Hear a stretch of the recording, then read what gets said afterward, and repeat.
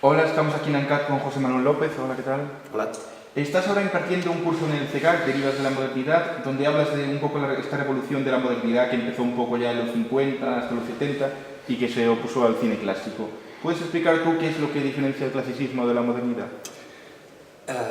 Bien, tremenda pregunta para empezar. En primer lugar, me gustaría matizar ese término que usaste con toda la mejor intención y que sin duda no es tampoco no está desencaminado, pero la oposición entre el clasicismo y la modernidad. Precisamente la premisa de este curso es que es un tránsito, es un flujo continuo entre clasicismo y modernidad, no hay un punto de ruptura exacto. No soy el primero, evidentemente, que lo digo. Autores como Requena, como Castro de Paz, como Carlos Osilla, por ejemplo, que lo han defendido en varios libros, además muy interesantes. Y podemos pensar siempre que todo en el arte hay siempre un proceso de continuidad, nunca de ruptura. Ni siquiera podemos hablar de una evolución, si tal, porque hay una cohabitación, hay un solapamiento entre clasicismo y modernidad a lo largo de varias décadas. Hay gente que sitúa, por ejemplo, el esplendor del clasicismo en los 30, hay gente que lo sitúa en los 40, en los 50. Y el comienzo canónico de la modernidad es el año 1959, canónico según los manuales de cine, cuando se estrenó El final de la escapada, o Los 400 golpes de Truffaut, etc., ¿no?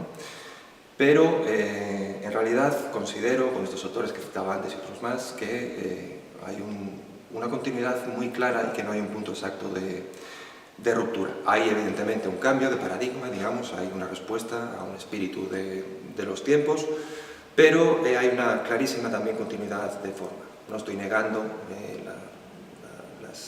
los hallazgos de la propia modernidad, son muy claros, esa libertad que supuso esos nuevos aires, ¿no?, en la realización de cine, relacionados también con descubrimientos técnicos, con la evolución de las cámaras de cine, por ejemplo, el sonido directo, etcétera, que posibilitó esa tan comentada salida del cine del estudio para lanzarse a las calles, para capturar no la vida, no la realidad, pero sí por lo menos eso menos tangible que podemos llamar lo real, ¿no? Lo real que muchas veces no está opuesto tampoco a la ficción. Todo eso está ahí, pero dentro del modelo clásico, dentro del sistema de estudios hollywoodiense, por ejemplo, por poner el ejemplo norteamericano, ya años anteriores, décadas anteriores, incluso al canónico 1959, en todo caso a la década de los 60, ya se fueron produciendo rupturas o por lo menos una desestabilización de ese modelo clásico por parte de directores que estaban evidentemente sometidos, entre comillas, al propio desarrollo, ¿no?, del tipo de cine que demandaban los estudios y las propias estructuras del sistema de estudios, a todo eso que Noel Burch, por ejemplo, definía con ese modelo de representación institucional que se oponía o que en todo caso venía a cambiar el paradigma hacia ese modelo de representación moderna, siguiendo siempre la terminología de Noel Burch. En todo caso, considero que precisamente la premisa del curso es buscar esas derivas, ¿no?, de la modernidad, de ahí el título, buscar tanto las intuiciones de la modernidad que se produjeron en el seno del clasicismo, como esas eclosiones de la modernidad que tuvieron lugar sobre todo, pero no solo evidentemente, en la década de los 60, y también los ecos, las continuidades y las continuaciones de la propia modernidad. Por ejemplo, ahora estamos viendo en las últimas sesiones cómo esa modernidad que había, digamos, venido a retomar ese proceso de cambio que se había producido en el seno del clasicismo en Estados Unidos, había llegado a Europa con los nuevos cines de la modernidad, Alemania, Francia, España, hasta Japón incluso. Y en este proceso de deriva constante que hay dentro de la historia o las historias del cine, ahora con el nuevo Hollywood de los años 70, digo ahora porque es lo que estamos viendo en el curso, regresó de nuevo a las orillas estadounidenses y se produjo eso que se llama el nuevo Hollywood, con todos los movie brats, por ejemplo, y Coppola, Scorsese, Robert Altman, Monte Hellman y un largo etcétera. En definitiva, hay un proceso constante de comunicación que llega hasta nuestros días, porque para mí la modernidad no está agotada, está todavía hoy muy presente en el cine contemporáneo, podemos hablarlo con más detenimiento si queréis, e incluso hay un movimiento muy claro de retomar esas herencias puras de la Nouvelle Vague, por ejemplo, en el cine asiático contemporáneo más vanguardista, un Apichatpong, un Nobuhiro Suwa en Japón, un Tsai Ming-liang en Taiwán, este tipo de cosas. un largo proceso abierto, en todo caso muy interesante. Y creo que en 2011 habéis preparado una charla sobre la comedia adolescente americana, donde creo que es algo que te causa gran placer, que incluye películas desde Lisa Confused hasta Adventureland. Y me gustaría saber por qué te interesa justamente esta tendencia. Bueno, en primer lugar porque tengo unos gustos, digamos, muy amplios y me gusta desde el tipo de cine más vanguardista, por usar una palabra, hasta, digamos, el más popular, ¿no? Las formas de género más tradicionales, el propio western, la comedia, y dentro de la comedia hay un subgénero que me gusta particularmente, que es el de la comedia para adolescentes. Digamos que lo que me atrae de este tipo de películas es que, de nuevo, dentro de una producción convencional, dentro del sistema de estudios, dentro de que esos autores están buscando desarrollar un producto popular, comercial, que además se dirige a ese nuevo target, ¿no?, de Hollywood, que descubrió también en los años 60, 70, que son los adolescentes. A pesar de ello, logran realizar un trabajo muy personal de acercamiento a esos sujetos, al sujeto adolescente. Y me gusta también porque creo que es un género que se da muy bien para buscar todo tipo de ramificaciones y de equivalencias de la sociedad real, del mundo real, ¿no? Es digamos, un submundo, un universo, un microuniverso, de que es posible extraer lecturas, y creo que es lo que hacen los buenos cineastas que se dedican a ese género, que se aplican a toda la sociedad, a todo ese macrouniverso que nos rodea, ¿no? Por ejemplo, una equivalencia sería el género carcelario. Es evidente que las películas de género carcelario, aparte de ser pues thrillers o películas de escapada o como queramos definirlas, también ese pequeño mundo encerrado les sirve a los directores para mostrarnos, para hablarnos de la sociedad, ¿no? Y en este caso no es una cárcel, aunque para muchos adolescentes se parezca, sobre todo en este tipo de películas. Es el instituto, digamos, es también un universo cerrado en el que todo se magnifica. Además, en este caso tenemos el espíritu adolescente, ¿no?, que cantaba Nirvana. Todo se vive mucho más a flor de piel, los sentimientos son puros, hay una inocencia muy clara. Podemos poner, por ejemplo, en las comedias adolescentes pueden los directores hacer que los personajes digan cosas que en otro género estarían vedadas porque ya están muy vistas, ya están muy oídas, ya están manidas, están muy sobadas, ¿no? Pero puestas en boca de un adolescente que al fin y al cabo está descubriendo la vida, está descubriendo el mundo, suenan verdaderas. Es decir, hay otra posibilidad para los directores de retomar una cierta inocencia, ¿no? Es lo que, por ejemplo, el escritor David Foster Wallace decía, no aplicado al género de adolescentes, sino más en general.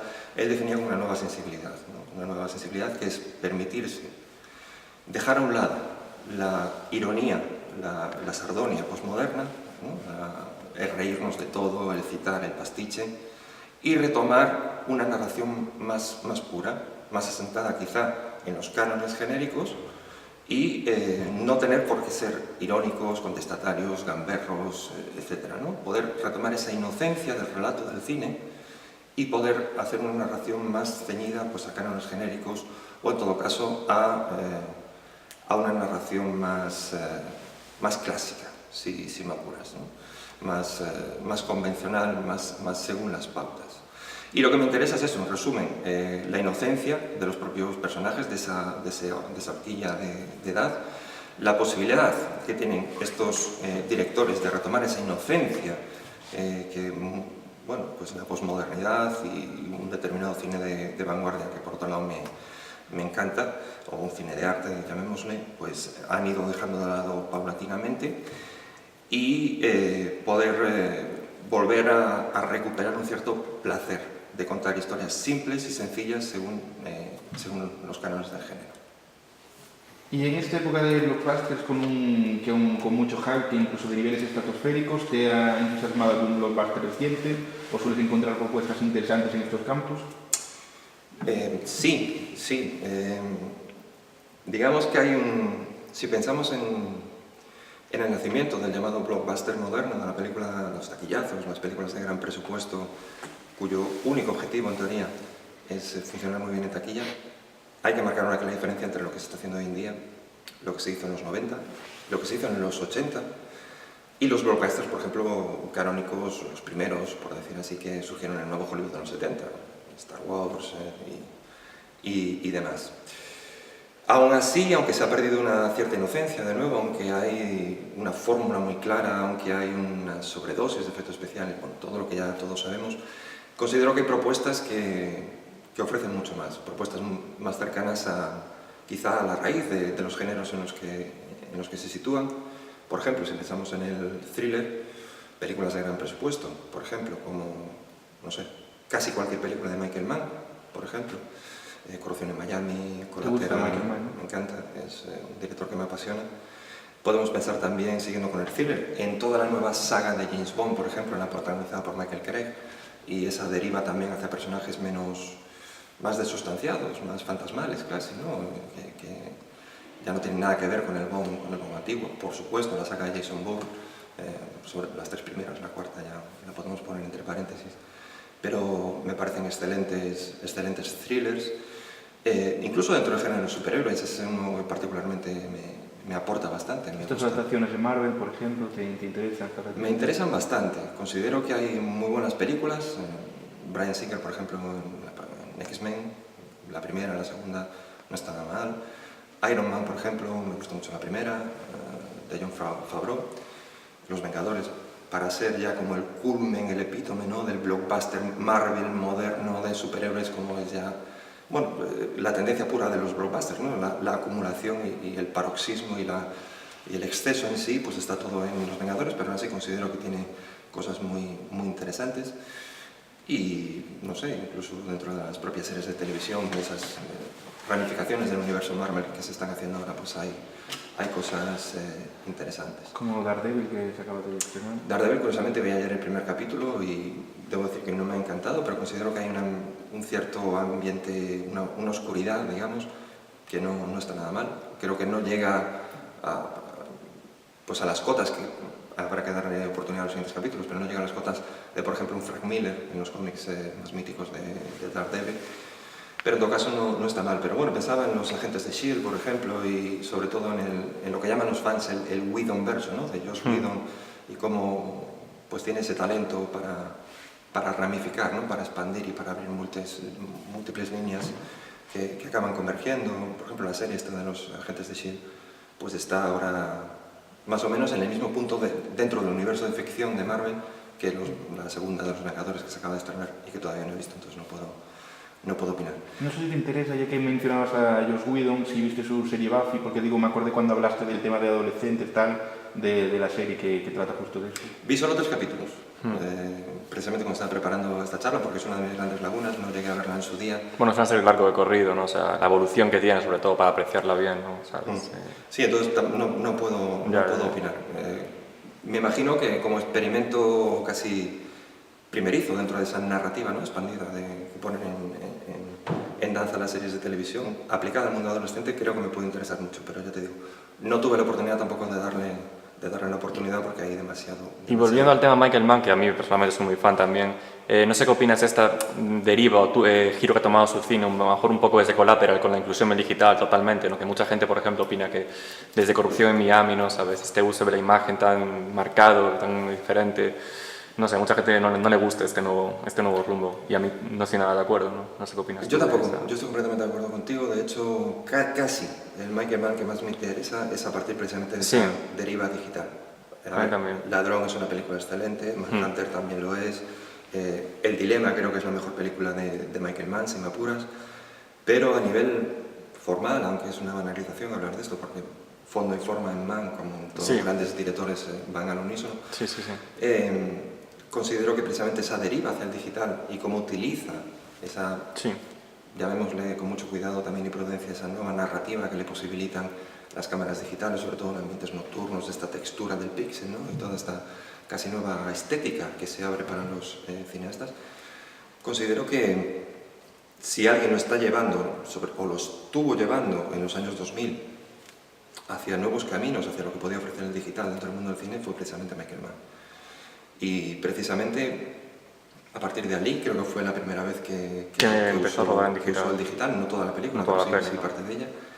Creo que ha contribuido como pocos otros fuera o dentro de Hollywood a nuevos caminos o a nuevas búsquedas formales dentro del cine contemporáneo.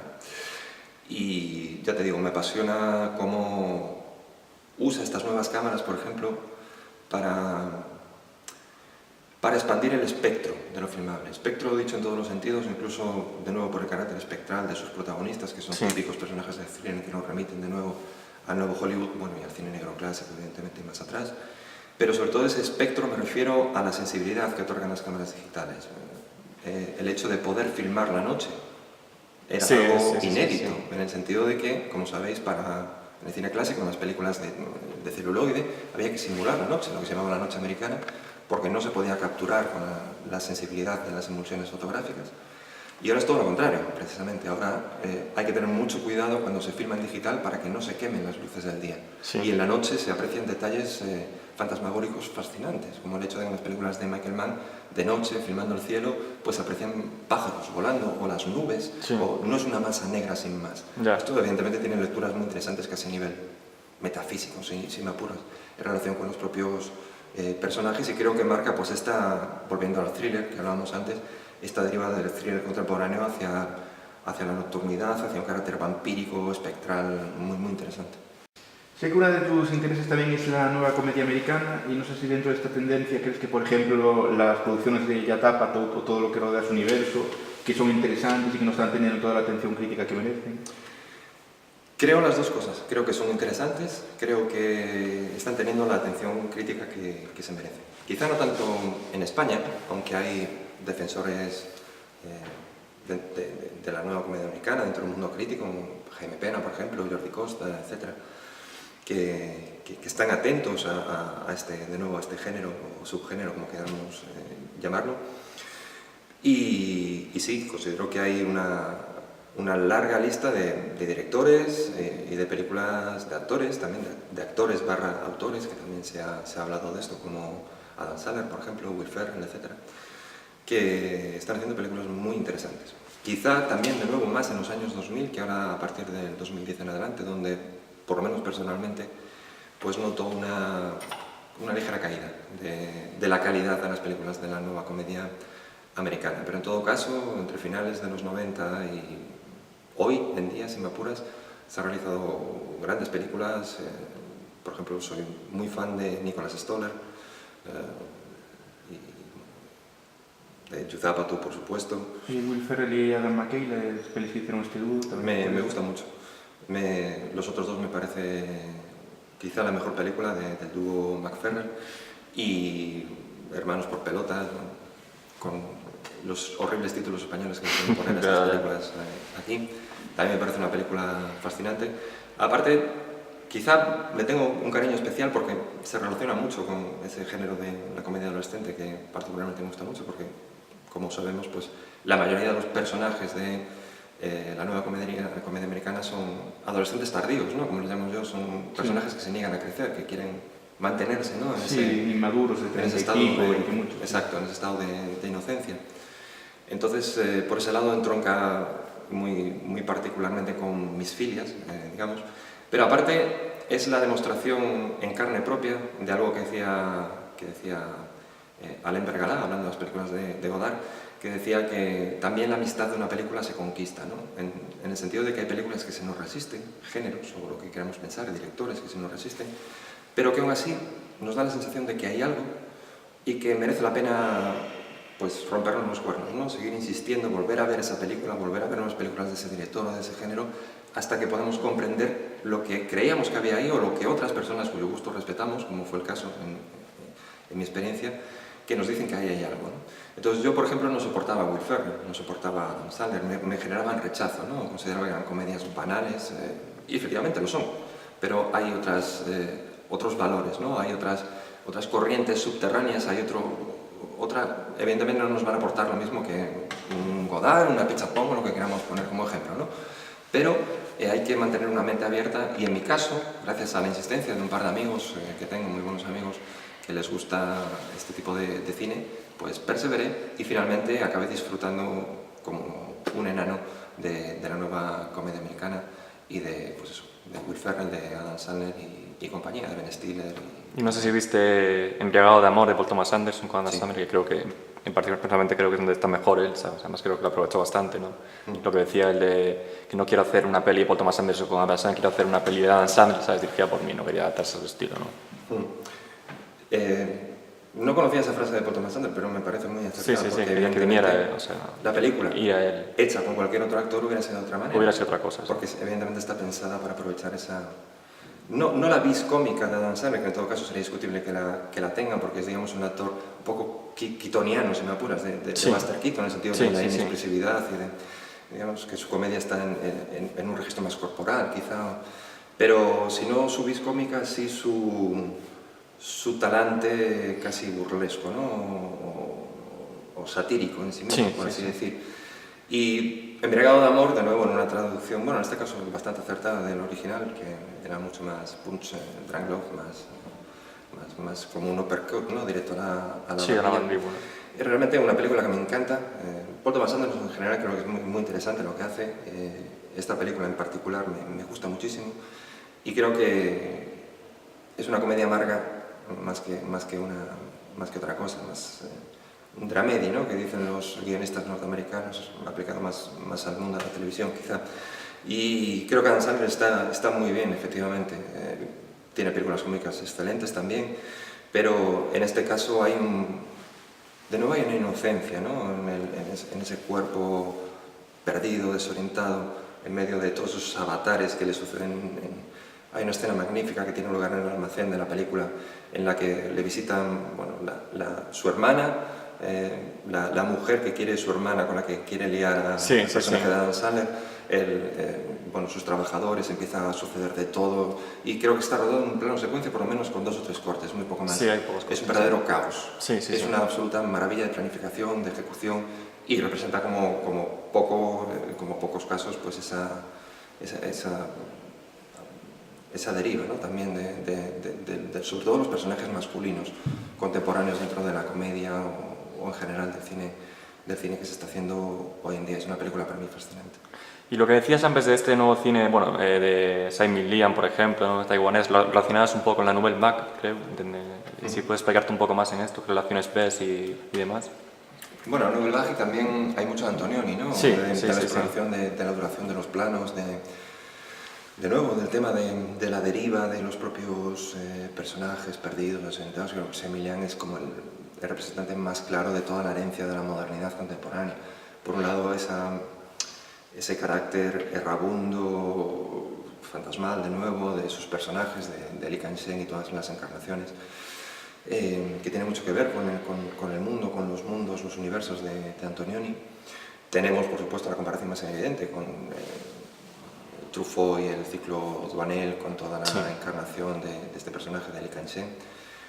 Y tenemos también, pues, bueno, de hecho, el propio Emilian homenajea directamente recuperando a Jean-Pierre Léaud para una película que creo que era ¿Qué hora es allí? Creo que se tituló aquí en España, en la que aparecía en un cameo el propio Jean-Pierre Léaud. Porque no sé si es la del cine, ¿sabes? O no, en la que hacía de Vendedor de relojes el protagonista. Es que no, sí, no, es ¿Qué hora es allí? Se llama aquí, What Time Is It There, en el título internacional.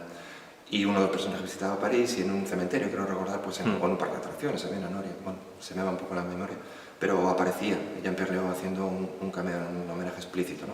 Y en otra película también está pues, el propio Li Ka-shing pues, viendo la película de Truffaut y tal. Pero más allá de estos aspectos que son más postmodernos, entre comillas, más anecdóticos, hay por un lado esa recuperación de la temporalidad de Antonioni y también creo pues, una clara herencia del Godard más formalista, en el buen sentido, más juguetón, más experimentador o que trata no de abrir nuevos caminos para el cine, para el lenguaje del cine, sino de, en cierta manera, encontrar una nueva forma de contar sus historias, ¿no? De nuevo, con ese volcarse en las calles, con esa nueva libertad de hablar a la juventud directamente. Sí. Hay una herencia muy clara también del propio Godard.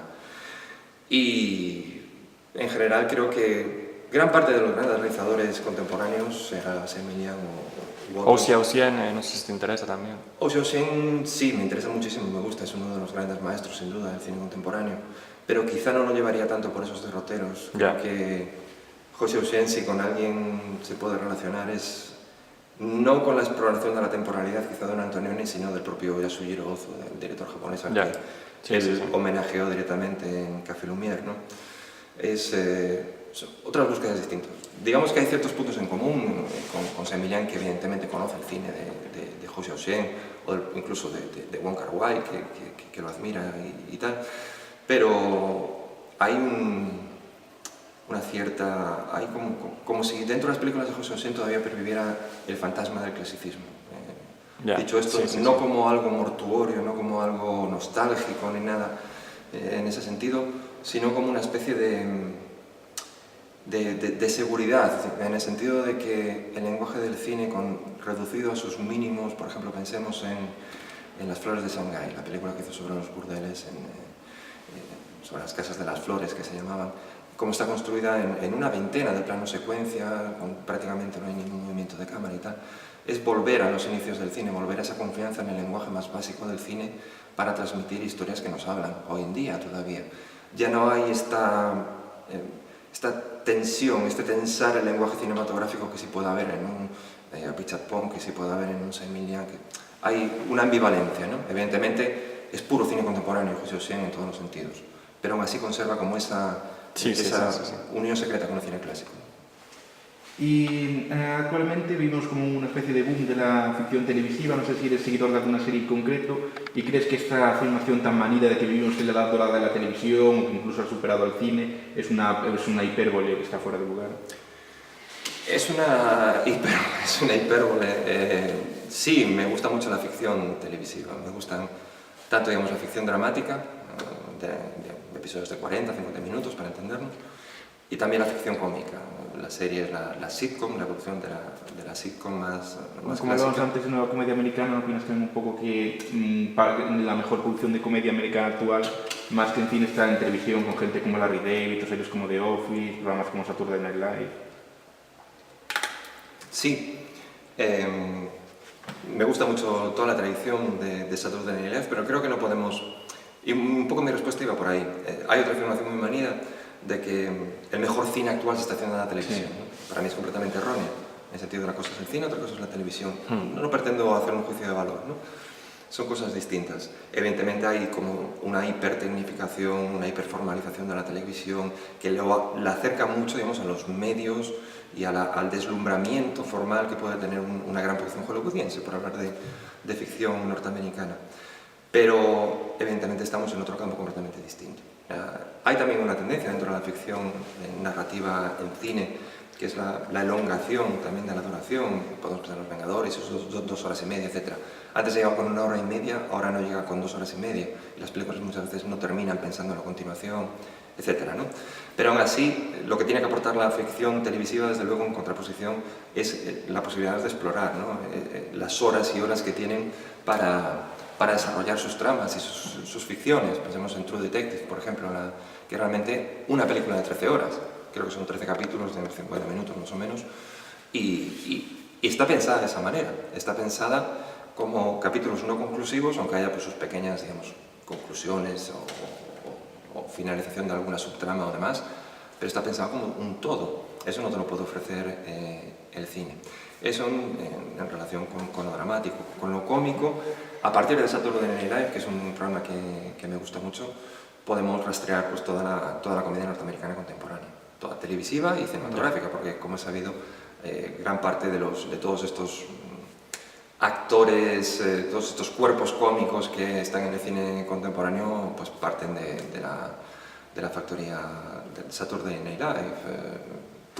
El propio Will Ferrell, Tina Fey. Larry David creo que solo fue guionista de algunos capítulos, por ahí perdido, que bueno, en todo caso la escuela Seinfeld está un poco ahí al lado y a la misma altura para mí también. Y no, pero estaba pensando en, que no me sale el nombre, espera, lo diré, el detective de mascotas, el protagonista Jim Carrey, que es un actor que me gusta mucho, ¿no? A pesar de todo lo excesivo y casi bufonesco que tiene, ¿no? Y dentro de la comedia televisiva creo que los que citabas tienen pues, gran responsabilidad en las nuevas formas de la comedia en general. esta comedia de la incomodidad que se llamó, ¿no? Que no es exclusivamente norteamericana, el exponente más claro es la que David allí, y Modera tu entusiasmo, la serie televisiva que es magnífica, pero podemos pensar también en el lado europeo, en la comedia británica, por ejemplo, The Office, con Ricky Gervais. Ricky Gervais para mí está a la misma altura, hace un tipo de comedia muy similar, pero incluso antes Steve Coogan, creo que se llamaba, sí. Pues había hecho una serie que se llamaba Alan Partridge, que es excelente y es anterior a todas ellas, y también tensaba esa situación de incomodidad, ¿no? ante todas las barrabasadas que le sucedían a su personaje, filmada además, que es una brecha muy interesante dentro de la comedia televisiva en general, con unas formas documentales. Era como un falso documental directamente, como si Steve Coogan se estuviera interpretando prácticamente una versión posible de sí mismo. En todo caso, esa comedia de la incomodidad, con esas nuevas formas semidocumentales o falso documentales, creo que nos ha dado pues gran parte de las derivas contemporáneas de la comedia.